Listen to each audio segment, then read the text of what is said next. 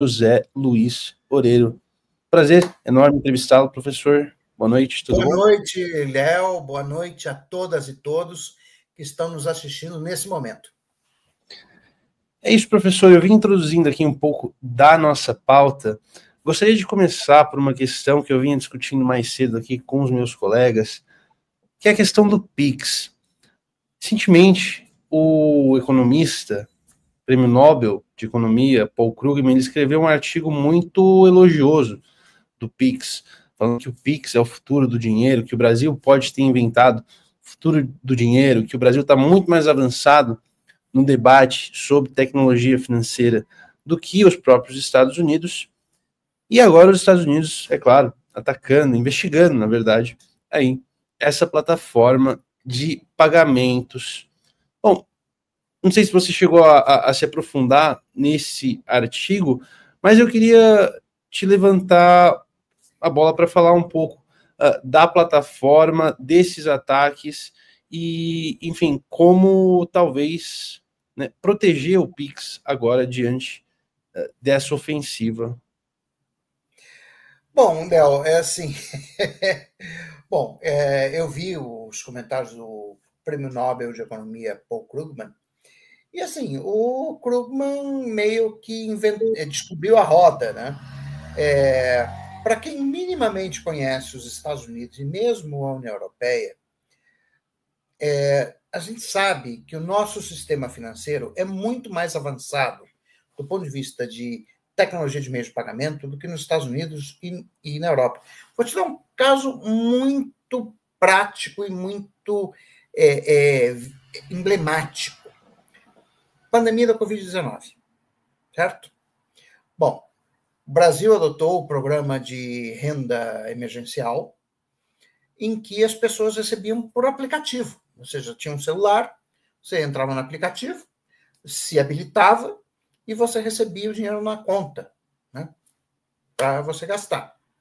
Teve uns ou outros aliados do Bolsonaro que ganharam indevidamente o auxílio emergencial, mas naquele momento realmente não era questão de ficar olhando muito pormenorizadamente quem tinha ou não tinha direito de receber, porque era uma situação emergencial, o próprio nome diz, auxílio emergencial.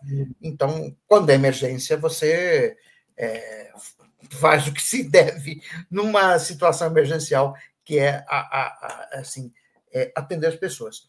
Mas, quando você olha o que foi feito nos Estados Unidos, é de um primitivismo inacreditável. As pessoas recebiam um cheque em casa pelos correios que tinham que ir no banco descontar o cheque. Ou seja, imagina uma situação em que você não pode sair de casa ou que você não deve sair de casa por conta de um vírus e você só tem aquela renda que o governo está te dando, você ainda tem que ir num banco descontar um cheque. Assim, não faz nenhum sentido. Nós já mostramos em 2020 como nós éramos muito mais avançados que os americanos, inclusive, diga-se de passagem, também no sistema eleitoral, nosso sistema eleitoral é muito mais avançado que o sistema americano, né? Que é assim, parece uma coisa saída da Idade Média, né? Então, assim, o nosso sistema de meios de pagamento, mesmo comparando, eu costumo, até porque eu sou cidadão europeu, tá? Eu sou cidadão espanhol, além de brasileiro, então eu conheço bem o caso espanhol, tá? O sistema bancário espanhol. Tá? E assim, os bancos na Espanha abrem às 8 da manhã e fecham às 2 da tarde.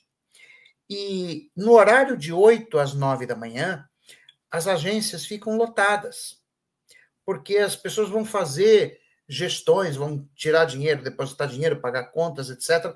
Elas fazem isso nas agências, fisicamente. Nós fazemos tudo isso há muito tempo por meio eletrônico, pelo internet banking, pelo Pix, etc, etc. Então, o nosso sistema é muito mais avançado. E é mais avançado pelos nossos vícios. Foi porque o Brasil teve uma inflação alta, quase hiperinflação, não chegou a hiperinflação, nos anos 80, que nós desenvolvemos um sistema de meios de pagamento altamente avançado, porque a gente precisava ter.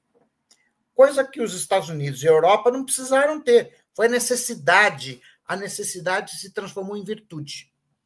Né? Então, o nosso sistema de meios de pagamento, nosso sistema bancário, é extremamente avançado na comparação com qualquer país europeu ou com os Estados Unidos.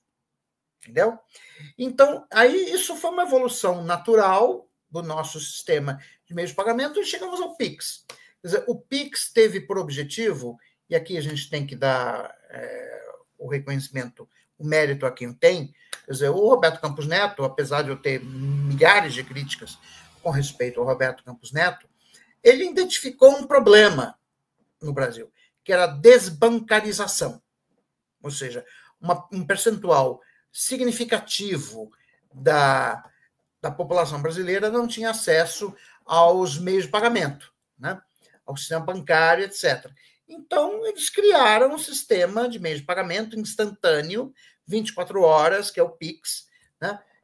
Pelo qual qualquer um pode. Assim, aqui em Brasília, né? Para você ver como o sistema é democrático, né?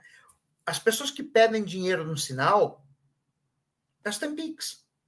Você não precisa dar as moedinhas. Eu até assim, costumo ter no carro umas moedinhas para dar para as pessoas que necessitam.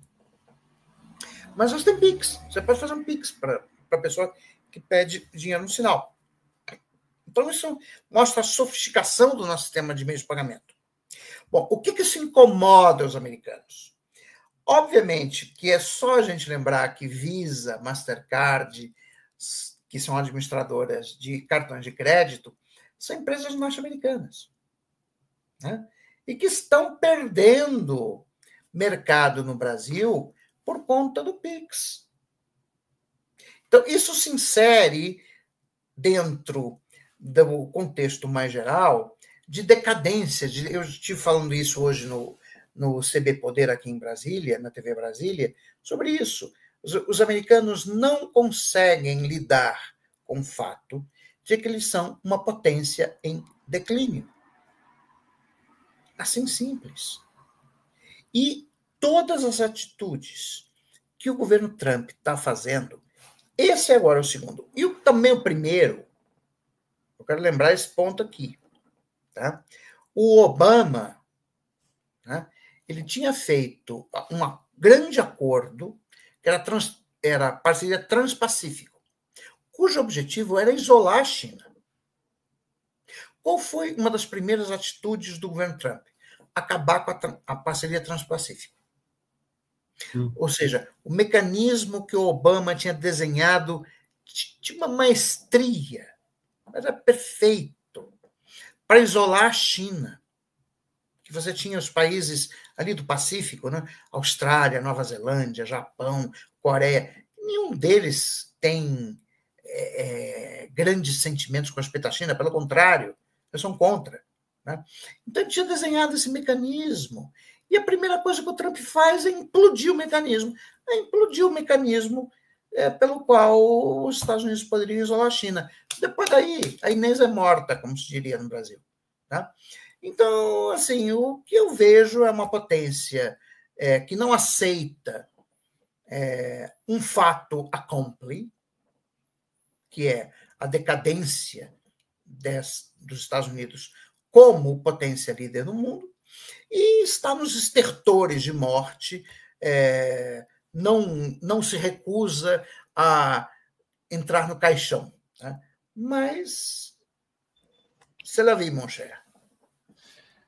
Muito boa análise, Oreiro. E gostaria de aprofundar um pouco mais sobre o Pix agora, refletir enquanto você falava sobre também a situação que o Paul Krugman expõe no artigo, que é a dos Estados Unidos. Eles se veem num lugar que é muito desconfortável. Você estar entre o lobby dessas grandes bandeiras de cartão, Visa, Mastercard, e também aquela visão, enfim, meio faraônica de criptomoedas sendo adotadas em massa. E o Brasil, na verdade, fez uma aposta por um caminho que o Paul Krugman identifica como muito mais centralizante, mas que é necessário também a gente desmistificar, talvez, aí, a ideia de que, poxa, não, isso está nas mãos do governo, e, enfim, isso é um problema porque está nas mãos do governo. Você acha que o Brasil, com essa aposta que ele fez, por uma aposta mais centralizante com o Pix, ele, de certa forma, achou o ouro nesse debate, por exemplo? Léo, foi excelente a tua pergunta. E, aliás, é tema do meu novo livro, Macroeconomia Monetária. Não quer dizer, tema não, mas uma das questões que eu abordo no meu novo livro, Macroeconomia Monetária, tá? Que foi lançado agora, final de maio de 2025, pela editora Alta Books. É sobre o que é moeda. Né? E veja, essa questão que você colocou sobre as criptomoedas, quer dizer, ela é interessante porque, no fundo, você tem um confronto entre duas narrativas. Né? Você tem a narrativa liberal, que vê as criptomoedas como uma espécie de comprovação empírica da ideia, que é totalmente equivocada, diga-se de passagem, de que a moeda emerge, né, como um processo de competição, né, entre os agentes por meio de troca. Quer dizer, todo mundo sabe que o sistema de trocas diretas é ineficiente, porque exige dupla coincidência de desejos. Ou seja, se eu sou economista, né, e eu preciso comprar, por exemplo, um filé mignon, né, então, num sistema de trocas diretas, eu teria que encontrar um açougueiro que deseja escutar palestras de economia em troca do filé mignon que eu preciso. Tá? Óbvio que esse sistema é extremamente ineficiente, tá? Que exigiria um custo de transação proibitivo, que, na verdade, é incompatível com uma economia de mercado altamente desenvolvida. Porque uma economia de mercado altamente desenvolvida é uma economia que se baseia na divisão do trabalho, ou seja, na especialização. Quanto mais especializado for o trabalho, isso a gente sabe do capítulo 1 da Riqueza das Nações, de Adam Smith, né? Quanto mais especializado for o trabalho, maior a produtividade. Quanto maior a produtividade, maior a renda per capita, maior o bem-estar da população, etc, etc. Tá? Então, eles veem a moeda como o resultado de um processo emergente, né, de competição por meios de troca alternativos. Bom, por que eu disse que isso é uma falsificação? Porque a história mostra, né, que a moeda é uma criatura do Estado. Inclusive está na Bíblia. Né? Quando você olha no Novo Testamento, nos Evangelhos, a gente vê que os fariseus tentaram armar uma cilada contra Jesus e dizem: mestre, sabemos que és um rabino, que falas o que pensas, etc., e não fazes caso dos homens. Então, diz-nos, é lícito pagar tributo a César? E Jesus, diz os evangelhos, percebe a sua maldade, ele diz: mostrai-me uma moeda. Aí eles entregam uma moeda. E ele diz: de quem é esta imagem e inscrição? De César. Pois então dai a César o que é de César e a Deus o que é de Deus.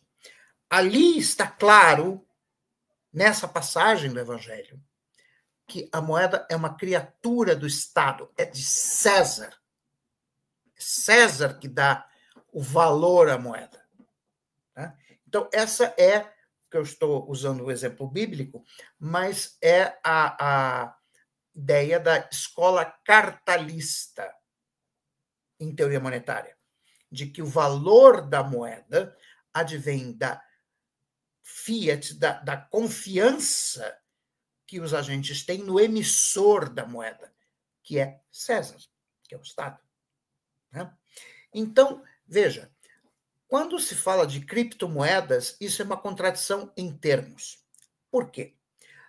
Bitcoin ou qualquer outra coisa que seja não é moeda. Moeda é aquilo que o Estado define como, primeiro, unidades de conta dos contratos. e da lista de preços. Ou seja, quando eu vou na padaria, os preços estão em reais, não estão em criptomoedas. E mais, além disso, o Estado brasileiro, como o Estado americano e outros estados nacionais, a Europa é um caso um pouco à parte, é um experimento meio estranho nesse quadro que eu estou te dizendo, mas os estados nacionais definem a unidade de conta dos contratos, ou seja, a unidade na qual os preços vão ser expressos e, além disso, definem qual vai ser o instrumento que vai ser utilizado para a liquidação dos contratos. Ou seja, quando eu vou na padaria, o seu Manel pode recusar eu pagar, digamos, um pãozinho, uns pãezinhos, eu compro R$10 em pães. Digamos que eu não goste muito do seu Manel e eu queira pagar os pãezinhos em moedas de 10 centavos. O seu Manuel pode recusar o pagamento? Não. Ele não pode recusar. Inclusive, existem casos anedóticos, mas reais no Brasil, de pessoas que foram liquidar dívida em banco e, querendo fazer o banco pelo menos sofrer alguma coisa, tá? Foi pagar com moedinha mesmo. Isso que eu estou te dizendo não é da minha cabeça. Isso aconteceu. Tá? Foi pagar com moedinha de 10 centavos. E o gerente do banco não teve outra alternativa que senão botar as moedas no contador de moedas e contar as moedas todas. Porque ele, rigorosamente falando, ele estava pagando a dívida. Está pagando em quê? No que a lei dos contratos diz que é o instrumento de liquidação dos contratos, que é o real, ora bolas. Se eu estou pagando em moedas de centavos, não vai nenhum problema, não tem nenhum problema. Eu estou pagando a dívida. Tá? É R$1 milhão, eu estou pagando em moedas de 10 centavos. O sujeito vai ter custo para contar, problema dele. Eu estou pagando. Né? Isso está na lei dos contratos. Então, isso aqui é moeda. Criptomoeda não é moeda. Por quê? Primeiro, não é unidade de conta. Segundo, não é meio de pagamento. Então, o que é uma criptomoeda? A criptomoeda é equivalente às tulipas, na mania das tulipas na Holanda no século XVII. Ou seja, um ativo especulativo que as pessoas compram hoje porque acreditam que o preço da criptomoeda vai estar mais alto amanhã. E tem toda uma regra de emissão de bitcoins, de criptomoedas, etc., de mineração, como se fala, cujo objetivo é fazer com que o fluxo de oferta de criptomoedas seja menor do que o fluxo de demanda, de tal maneira você gerar uma valorização crescente. E aí, na medida que gera uma valorização crescente, você cria uma demanda especulativa por esse ativo. Mas veja, tem o mesmo status que ações, sei lá, de uma empresa bem arriscada qualquer, sei lá. É um ativo especulativo. Você adquire o ativo não porque ele seja uma reserva de valor, não porque ele tenha liquidez, não porque ele permita efetuar pagamentos. Ele não permite. Se eu quiser, eu tenho uma aplicação, digamos, de Bitcoin. Eu não tenho, mas digamos que eu tivesse. Tá? Se eu quisesse comprar, digamos, 4 passagens aéreas, como eu comprei recentemente, para a Espanha em janeiro de 2026. Eu posso usar as criptomoedas como pagamento? Não. Não posso. Eu posso pagar no meu cartão de crédito, como eu fiz, né? E vou pagar na próxima fatura. Né? Ou então, o que eu poderia fazer é vender as criptomoedas, transformá-las em reais, para então adquirir as passagens que eu quero. Ou, quem diz passagens, diz comprar um carro novo, comprar um apartamento, etc, etc. Esse é o primeiro ponto. O segundo ponto que eu acho extremamente... Tem 3 pontos, tá? Muito importante chamar a atenção das criptomoedas. A criptomoeda tem por objetivo ocultar quem é o seu proprietário e quais são as transações que estão sendo feitas. Isso significa o seguinte: quem usa criptomoeda o mais bonzinho deles está sonegando imposto de renda. Sim. O mais bonzinho. Porque os mais malzinhos é o pessoal da pedofilia, tráfico de gente, tráfico de armas, terrorismo, etc, etc. Certamente o Hamas tem criptomoeda, tá? E outros grupos terroristas. Né? A terceira coisa que eu quero chamar a atenção é que a tal da regra de mineração das criptomoedas exige uma quantidade de energia elétrica inacreditável. Então, veja, Léo, assim, a irracionalidade. O mundo está num contexto que você está lutando contra o aquecimento global, que você precisa reduzir a demanda, a emissão de CO2, e você cria um instrumento que não tem utilidade social nenhuma, pelo contrário, a utilidade negativa, porque está ocultando transações ilegais ou imorais, ou uma combinação convexa das duas, certo? Você está gastando recursos da sociedade, você está emitindo CO2, porque você precisa gerar eletricidade, e a eletricidade, na maior parte dos países, ainda é gerada com combustíveis fósseis. Então, você está contribuindo para o aquecimento do planeta para produzir um ativo cujo valor social é negativo. Isso é a definição de irracionalidade. É irracional. Pode ser racional do ponto de vista individual. Ah, não, eu estou ganhando dinheiro com isso. Tá, você está ganhando dinheiro com isso. Mas a sociedade está perdendo. Então, assim, não há base de comparação do PIX com as criptomoedas. O PIX é meio de pagamento, efetivamente, porque é emitido pelo Estado, né? E dá a César o que é de César e a Deus o que é de Deus. Né? Ele é emitido pelo Estado. Você não oculta transações. Pelo contrário, a gente teve toda uma polêmica no início do ano. Ah, porque o governo quer fiscalizar. Sim, o governo quer fiscalizar para ver se não tem ninguém que está evadindo imposto de renda. Era sobre isso, né? Oi? Não, justamente essa questão da crise do PIX se tratava disso, não é? Se tratava de uma falta de dados que eram disponíveis para as autoridades, enfim, fazerem esse tipo de análise, as autoridades da Receita Federal. Exatamente isso. Foi, inclusive, manipulado. Mas esses dados jamais estarão disponíveis com uma criptomoeda. Jamais. É a maneira mais fácil de evadir imposto de renda. E veja, quem que vai evadir imposto de renda? É o trabalhador de um salário mínimo? Ele não vai ter nem acesso a esse negócio. São os ricos. E esse pessoal Sim. que vai evadir imposto de renda? Então, assim, é de uma canalice inacreditável. Entendeu? Você está permitindo, no fundo, justificando o injustificável.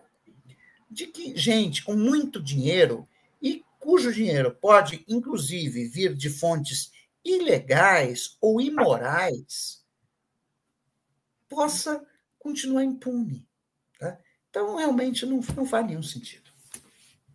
Pois é, essa questão das criptomoedas, que parece que alguns setores, inclusive da política americana, ali da Casa Branca, parece que a extrema-direita também parece ter uma obsessão com isso. Né? A gente viu o exemplo até da Argentina, aqui, o nosso vizinho, com toda aquela criptomoeda que chamava Libra, um escândalo, na verdade, né? Um escândalo muito grande. Sim. E, Oreiro, eu queria já introduzir a nossa próxima pauta com essa notícia que eu vou colocar aqui na telinha. É o seguinte: bancos consultam advogados dos Estados Unidos para avaliar o risco das sanções. Essa foi uma informação que foi publicada pela Folha de São Paulo ontem. Bancos brasileiros consultando escritórios de advocacia nos Estados Unidos, tentando entender esse impacto. Não se considera, bancos aqui, isso é citado na matéria, consideram impensável uma exclusão do SWIFT, não é? Mas eu queria te colocar essa questão enquanto eu coloco aqui na tela, você vai falando, por favor. Enfim, o impacto desse tarifaço agora sobre a economia brasileira, esse risco de sanções. Por favor, né, passo a bola para você também, com base nessa notícia. Vamos começar com os negócios do SWIFT. Tá? Eu lembro que quando a Rússia invadiu a Ucrânia, tá? Inclusive participei de um debate com um embaixador brasileiro aposentado, não quero citar o nome para não dar direito de resposta, tá? Mas eu participei de um debate em que esse embaixador aposentado disse que a Rússia estava condenada porque o Ocidente excluí-la do sistema SWIFT de meios de pagamento e que, muito bem, estamos aqui há 3 anos e quase 3 anos e meio depois da invasão da Ucrânia pela Rússia, e a Rússia vai muito bem, obrigado. A economia russa vai muito bem. Né? Eu não vou avaliar militarmente, porque não sou competente para isso. Tá? Até eu esperava que esse conflito já estivesse encerrado com a vitória da Rússia. Tá? Mas o que se observa claramente é que a economia da Rússia não foi atingida pela sanção. Não ocorreu o efeito que as sanções econômicas do Ocidente se esperavam ter sobre a economia da Rússia. Tá? Então, se assim, excluído o SWIFT, a gente vai para outro sistema, tá? De meio de pagamento. Não simples quanto isso, como a Rússia foi e sem maiores problemas. Bom, agora, quais são os efeitos das sanções comerciais? E aqui eu vou delimitar o tema, tá? Sanções comerciais dos Estados Unidos sobre o Brasil. Bom, aqui a gente tem, na imprensa, a gente vê duas opiniões divergentes. Por um lado, Paul Krugman, inclusive, foi um dos que colocou essa posição, de que o Brasil é uma economia fechada, que as sanções norte-americanas não vão ter nenhum efeito, e que isso é tudo mise-en-scène do Trump. Tem uma outra posição, que é dos bolsonaristas, evidentemente, que acham que o Brasil é uma barata que vai ser esmagado pelo pé do Donald Trump. Né? Bom, nenhuma das duas posições está correta. Tá? E eu te digo por quê. Embora seja verdade que os Estados Unidos não é, há muito tempo, o nosso principal parceiro comercial, nosso maior parceiro comercial é a China, e o segundo maior parceiro comercial é a União Europeia. Então, os Estados Unidos é só o nosso terceiro maior parceiro comercial. Então, isso já relativiza um pouco o tamanho do efeito que as sanções comerciais têm sobre o Brasil. Estamos falando no nosso terceiro maior parceiro comercial. Não é nem o primeiro, nem o segundo. No entanto, é um parceiro comercial importante para a indústria de transformação. Principalmente para o filé mignon da indústria de transformação. Embraer, por exemplo, tá? Que é a indústria com maior intensidade tecnológica. Okay? Então, nós estamos falando de sanções que potencialmente podem destruir empregos mais qualificados e de maiores salários. Então, é algo sério. A gente não pode levar isso de maneira mediana. Tá? É algo sério. Sim. Bom, no entanto, o Brasil não é uma barata. Essa imagem que os bolsonaristas querem passar, de que o Brasil vai ser esmagado pelos Estados Unidos. Primeiro, que os Estados Unidos não têm mais a força que tinha 20 anos atrás. E segundo, eu já disse isso hoje na entrevista para o CB Poder, o Brasil já superou crises maiores do que esta nos últimos 20 anos. Por exemplo, a crise financeira internacional de 2008, que começou nos Estados Unidos, que teve um impacto gigantesco no mundo, foi a maior recessão da história do capitalismo desde a Grande Depressão de 1929. E o Brasil se saiu muito bem. junto com outros países em desenvolvimento. O Brasil utilizou os instrumentos de política econômica necessários naquele momento: política fiscal expansionista, política monetária expansionista, crédito, expansão de crédito por parte dos bancos públicos. E já no segundo semestre de 2009, o Brasil havia recuperado o nível de PIB que tinha antes da falência do Lehman Brothers, no dia 15 de setembro de 2008. E em 2010, a economia brasileira apresentou um crescimento chinês de quase 8% em 2010. Muito mais do que os Estados Unidos e os países da União Europeia. Diga-se de passagem, os países emergentes saíram muito bem da crise de 2008. Tá? Então, assim, primeira crise dos últimos 20 anos, forte, que o Brasil enfrentou, que foi originada nos Estados Unidos. O Brasil saiu muito bem, usando os instrumentos de política econômica. Segunda crise, a crise do Covid-19. Foi uma crise que atingiu o mundo inteiro, então não é uma crise idiosincrática que só atingiu o Brasil, atingiu o mundo inteiro. E o que aconteceu? O Brasil implementou uma série de políticas, tanto fiscal como monetária e de crédito. Então, a gente adotou, não foi ao Bolsonaro, foi ao presidente da Câmara dos Deputados, Rodrigo Maia, né? O maior programa de resgate de pessoas da história da humanidade, que foi o auxílio emergencial. Salvamos 66 milhões de pessoas da indigência. Okay? Programa de transferência de renda. Depois, fizemos um programa de crédito auxiliando as empresas privadas a pagar as folhas de pagamento dos seus servidores, dos seus funcionários, sem demiti-los, que foi o Pronamp. E fizemos um outro programa específico para os setores de serviço e entretenimento, que foi o PERSE. Ok? Bom, dados. O Brasil, em 2020, apresentou uma queda de PIB de apenas 4%. 4%. Ok? A Itália, a Espanha, Reino Unido, Estados Unidos apresentaram quedas de PIB de mais de 10%. Então, quando a gente olha a performance macroeconômica do Brasil na comparação com outros países durante a Covid-19, o Brasil foi muito bem. Nós usamos os instrumentos de política econômica que nós tínhamos e continuamos tendo e fizemos uma excelente resposta de política econômica. Então, o que esses dois exemplos nos mostram? De maneira clara e cristalina. O Brasil possui os instrumentos e a vontade para usá-los no momento necessário.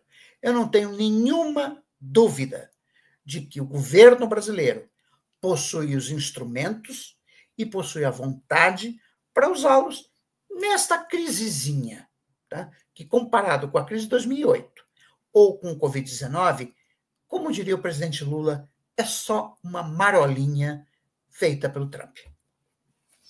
Muito interessante essa sua análise, Oreiro, porque ela me faz pensar no seguinte, eu vim refletindo justamente, né? A resposta do governo, ela vem sendo adequada, porque essa resposta, ela se diferencia aí da resposta, inclusive, por exemplo, de outros membros do BRICS. A gente teve a notícia ontem, por exemplo, de que a Indonésia, decidiu reduzir as suas barreiras tarifárias, não tarifárias também, para produtos dos Estados Unidos. A gente teve também o exemplo do Japão, selando um acordo comercial.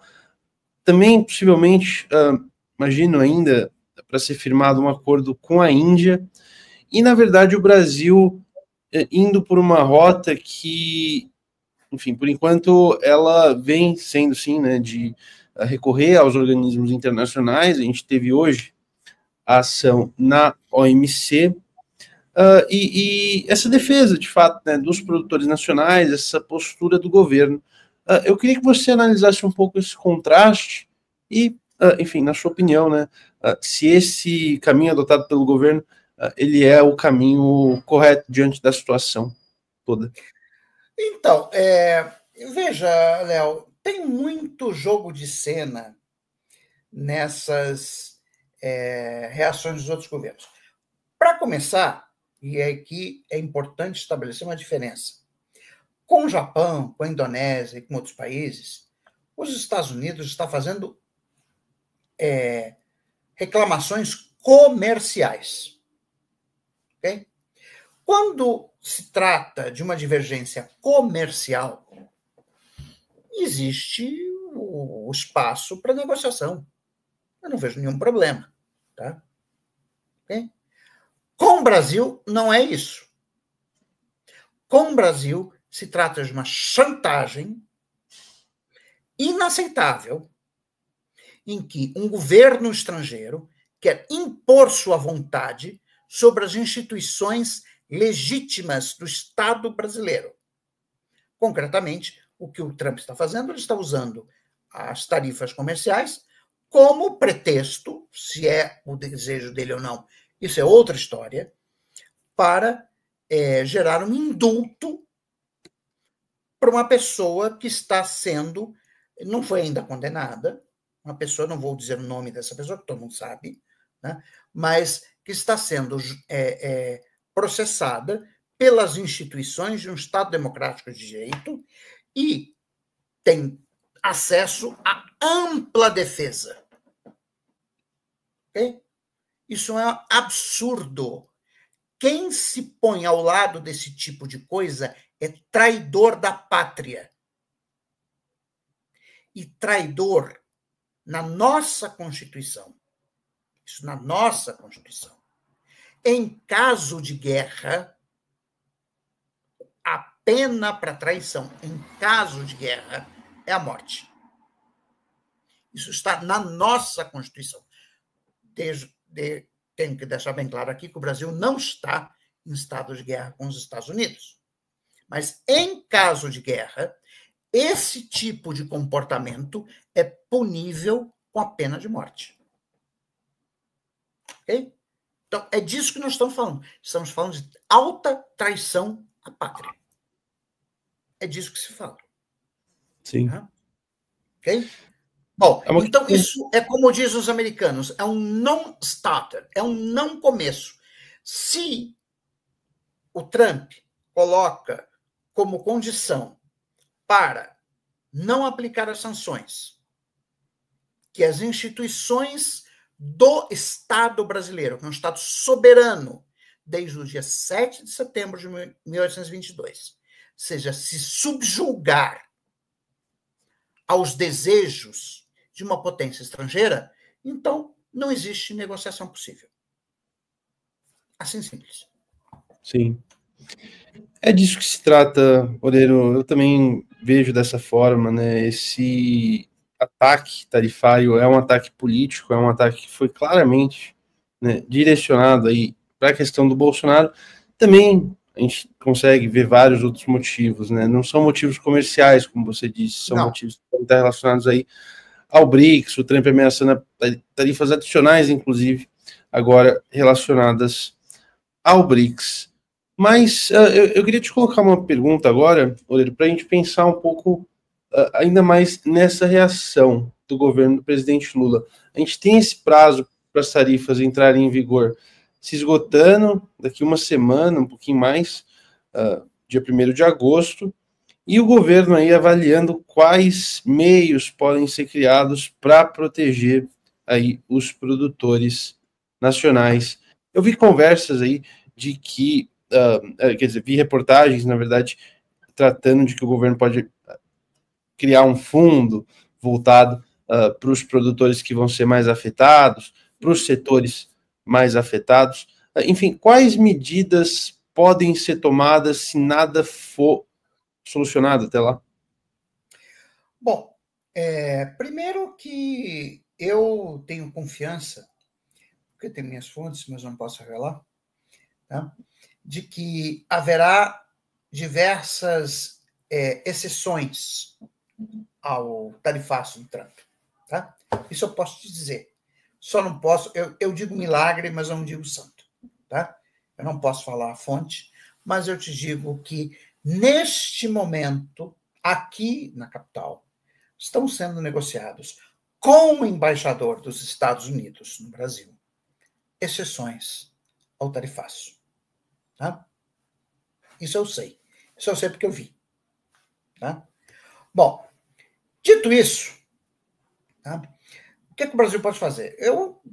Me perguntaram, essa pergunta que você está me fazendo, me perguntaram hoje no CB Poder. Seguinte, o Trump é um ególatra. Seguinte, o Trump, como é que funciona o Trump? É um narcisista, ególatra. Ele quer ser manchete todos os dias. Ele quer que as pessoas falem dele o tempo todo. É isso que ele deseja. Então, a melhor maneira de você tratar um ególatra é não dando atenção ao ególatra. Assim simples. Então é o seguinte, eu, se fosse presidente do Brasil, não sou e nem serei, não sou candidato, tá? Mas o que eu faria é simplesmente assumir, primeiro, que as sanções virão, não apostaria em adiamento, negociação, etc. Eu já daria isso como fait accompli, como fato consumado, certo? E faria exatamente isso. Ou seja, quais são as medidas de política econômica que o Brasil pode adotar para mitigar os efeitos das sanções americanas, do tarifaço do Trump, sobre as empresas brasileiras e, principalmente, sobre os empregos no Brasil. É disso que se trata. Essa é a discussão objetiva. Porque, como eu te falei, como os Estados Unidos não colocou uma pauta comercial, porque pauta comercial a gente negocia. Né? Podemos ver, tal, vamos negociar. Isso é negociável. Agora, como ele impôs uma pauta de soberania, então isso é um não começo. Então, sobre isso não há questionamento possível. O Brasil simplesmente não aceita. Ponto. Sim. Não há questão possível de negociação. Se a gente não aceita, então vamos trabalhar realisticamente no que pode ser feito para mitigar os efeitos das tarifas sobre as empresas brasileiras e sobre os empregos no Brasil. Assim simples. E começar a fazer o que os europeus fizeram hoje. A presidenta da Comissão Europeia, a Úrsula, né, anunciou hoje que está em negociações com o Japão. Sim. E disse que isso é pela nossa independência. Deixa eu pegar aqui que eu tenho... talvez, isso aqui. Talvez a gente tenha, inclusive, publicado essa nota. Eu estou, inclusive, atrás dela agora. A gente publicou bastante notícia referente à União Europeia nos últimos dias. A União Europeia foi hoje a Úrsula na conta X dela. Tá? Eu vou falar em inglês, mas vou falar devagar para as pessoas possam entender. Uhum. Ursula von der Leyen. It is time to build a new form of freedom and independence for the 21st century. For this, partners like Europe and Japan must come closer together, not only to build our own independence, but to strengthen each other. Aqui. Muito bem bom. Claro o que a presidenta da Comissão Europeia está dizendo nas entrelinhas. Nas entrelinhas é o seguinte, olha, o Trump não é confiável, os americanos não são confiáveis, então a gente vai buscar outros parceiros comerciais e fim de papo. É nisso que o Brasil, a estratégia de médio e longo prazo, a de curto prazo, enfrentar os efeitos do tarifaço. E a gente tem instrumentos para isso. Okay? Médio e longo prazo é diversificar parceiros comerciais e, literalmente, ignorar a existência de Donald Trump. Ignorar. Tá? Fazer... embora a gente tenha os instrumentos para fazer isso, vamos retalhar. É tudo o que o Trump quer. Porque ele quer palco, ele é ególatra. Ele gosta que falem dele. Então, se a gente retalhar, vamos fazer tarifa de 50% contra os Estados Unidos. Aí, no dia seguinte, você vai dizer 100%. Aí a gente vai dar, então, 100%. Então o cara fica no palco. Isso aconteceu, na verdade, com a China, sim, mas com a China ele teve que voltar atrás. Porque os empresários americanos foram lá e falaram, ô chefe, o negócio é o seguinte, a gente está perdendo muito dinheiro, tá? Mas o Brasil não é a China. Não, e é interessante o que aconteceu com a China, né? Porque é justamente isso que você falou, né? Donald Trump foi lá, chutou o pau da barraca, colocou as tarifas lá nas alturas, a China foi respondendo, até que quem recuou, na verdade, aí nisso tudo, foi o Donald Trump, principalmente, né? A gente vê uma abertura da China também para produtos dos Estados Unidos agora, né? Mas isso era algo de interesse da própria China, eu imagino, né? E o Donald Trump, enfim, as tarifas não existem mais, né? Ele tomou essa atitude em relação à China. Mas, Oleiro, na parte final aqui, a gente vai se encaminhando para o final da nossa entrevista, eu queria colocar a questão final referente à aposta que foi feita aí contra o real na Bolsa de Valores pouco antes do anúncio do tarifaço, não é? A gente teve, pouco antes do anúncio do tarifaço por parte do presidente dos Estados Unidos, Donald Trump, uma aposta, né, que foi colocada aí na Bolsa de Valores contra o real, foi justamente isso que aconteceu, gerando aí um lucro muito grande para quem apostou. E agora as investigações aqui lideradas, o pedido de investigação, na verdade, pela Advocacia Geral da União, tentando entender se houve vazamento de informação privilegiada. E olha só, né, Eduardo Bolsonaro também aí, suspeito de vazar essas informações, ele que tem ligações com o mercado financeiro. Eu te coloco essa questão para, enfim, você comentar um pouco sobre esse episódio, também sobre essa prática, né, que parece bastante recorrente aí no meio político dos Estados Unidos, né? Eu digo enfim, essa questão da informação privilegiada, dos investimentos. Trade information. Exato. Se pudesse elaborar um pouco também sobre isso, essa prática nos Estados Unidos?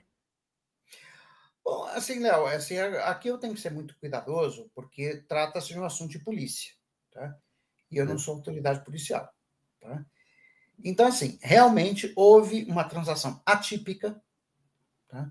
Isso eu posso falar, no mercado de câmbio, tá?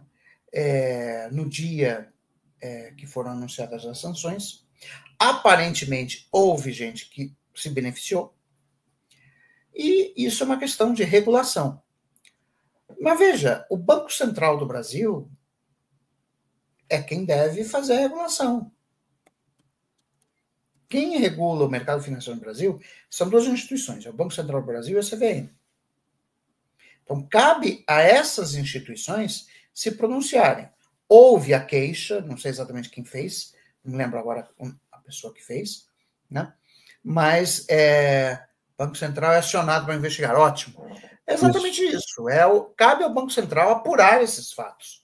Eu não vou ser leviano aqui e fazer afirmações que eu não tenho condições de provar.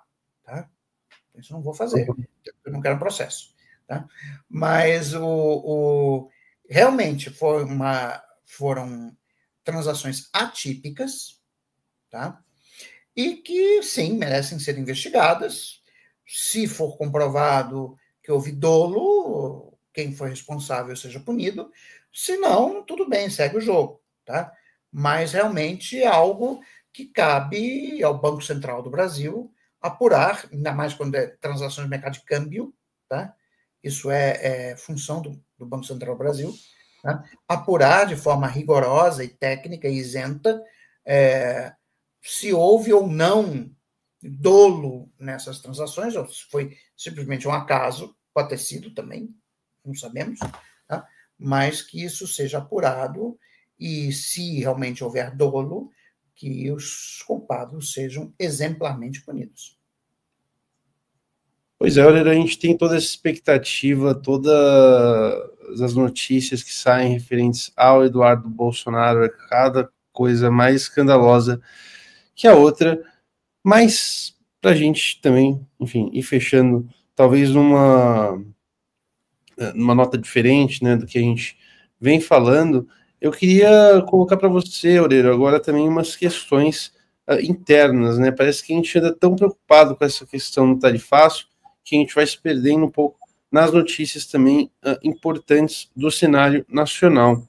Né? Eu vou te colocar aqui uma questão que surgiu ontem, queria o seu comentário também sobre essa notícia, né? O governo anunciando aí uma redução na contenção de gastos. Isso foi de 31,3 bilhões, essa contenção, agora para 10,7 bilhões. Enfim, isso aí, gostaria de colocar para você algo positivo, negativo. A gente está aí, enfim, atravessando esse debate sobre o aumento do IOF ainda. Enfim, queria colocar para você comentar um pouco essa questão. Então, assim, o governo está. Veja, o Ministério da Fazenda está jogando nas regras que ele definiu. Tá? Então, o que houve foi uma revisão de receitas, porque o crescimento econômico está vindo acima do esperado inicialmente, então isso está tendo um impacto positivo nas receitas, e como a meta é de resultado primário, se as receitas estão vindo acima do esperado, então aquele cenário inicial, né, de não obtenção da meta de resultado primário está sendo relativizado, e com isso o governo tem graus de liberdade para essa palavra é complicada, mas reduzir o contingenciamento, tá, dos gastos e bloqueio. Então, assim, me parece absolutamente normal, uma notícia obviamente positiva, significa que a economia brasileira está se mostrando resiliente, mesmo a elevação dos juros. Tá? Uhum. Então, eu acho que é uma notícia positiva. Mas não me surpreende, faz parte das regras do jogo, das regras do jogo que o próprio Ministério da Fazenda definiu. Tá? Então, assim, está vindo uma receita, ele fez um contingenciamento, um bloqueio, na expectativa de que vinha uma certa receita. Como essa expectativa foi superada, então agora a necessidade de contingenciamento de bloqueio diminuiu, então está liberando mais recursos. É assim simples. Não tem muito o que discutir sobre isso.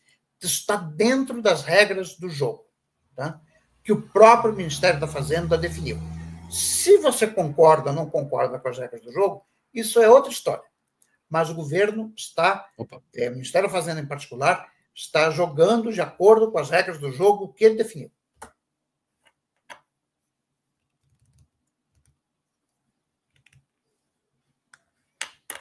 Acho que travou aqui, né?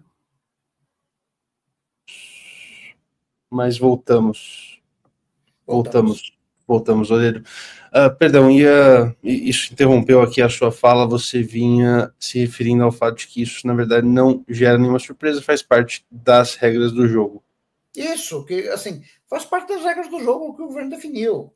Você pode ou não concordar com as regras do jogo, isso é outra história. Quer dizer, eu tenho minhas críticas ao arcabouço fiscal da Haddad desde 2023. Para quem quiser, é só acessar o meu blog, está lá. Tá?